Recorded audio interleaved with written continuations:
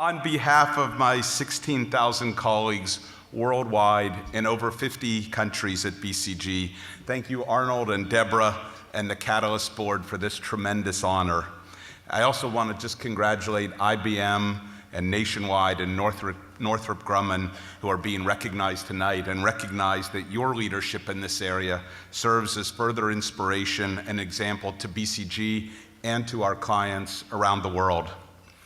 My personal journey with Catalyst didn't start in this quite extensive evaluation process or in our recent interactions, but started 10 years ago. I was the head of the New York office, and we were asked by the firm to study how we were doing with women under the theory that New York had actually been quite successful. And we brought Catalyst in to help us take a look at it. And we did a rigorous study, and at the end of it, we concluded that while we did have a fair number of women partners and principals and others, actually we were not doing so well. And that while we had a lot that were still here, we had lost a tremendous number of women along the way.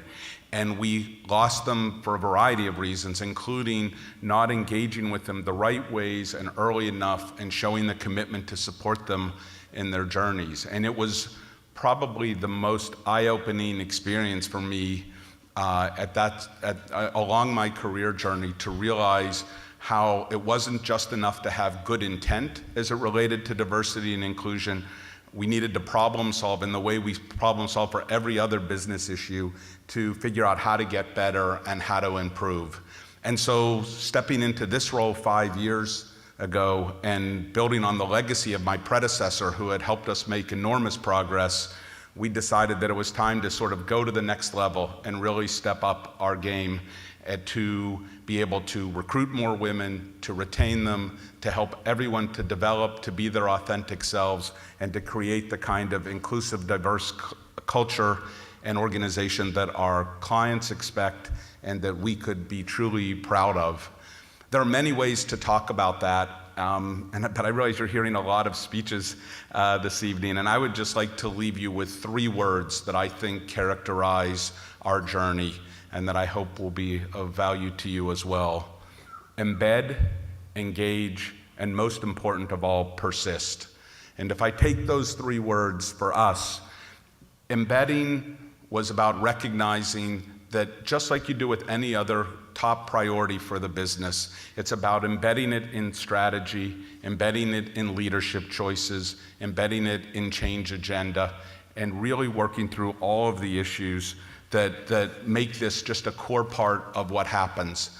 And the battles that we had to figure out what were the right ways to measure it, because there's lots of different ways to do this, each organization's different, went on for quite a while, but we worked through how we were going to just deeply embed this in the ways that we did business.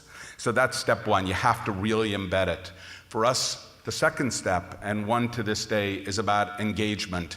That it's not just enough to have it in the priorities and the strategies and the plans, it's about talking to people around the world. And of course that starts with engaging with women, and myself and the leaders who are here with me tonight are constantly attending our various Women at BCG events around the world and in other ways engaging. But it's also about engaging leadership, not just in formal settings, but informally, and engaging men around the firm about why doing this is not just the right thing to do, but necessary for our business and makes BCG better for everyone.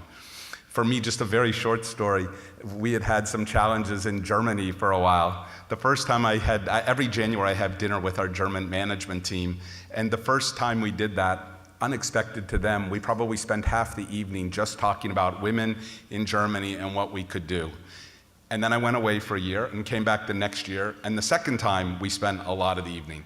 By the time I came back the third time, they knew it was coming, and they had actually made a lot of progress and done a ton of stuff, and in fact have really continued to sort of step forward. But it's that ongoing engagement with women, with men, and with leadership I think is critical. And then most of all is persistence. Change is hard, and in this topic above all, we're grooming women into leadership, not just for the next year, the next 2 years, but over the next decade.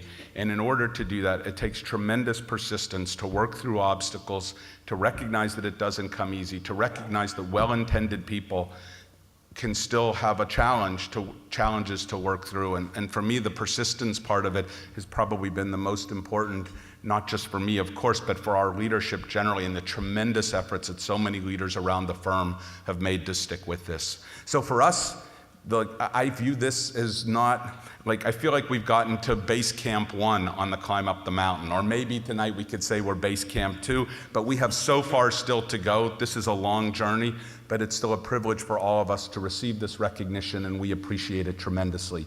Thank you.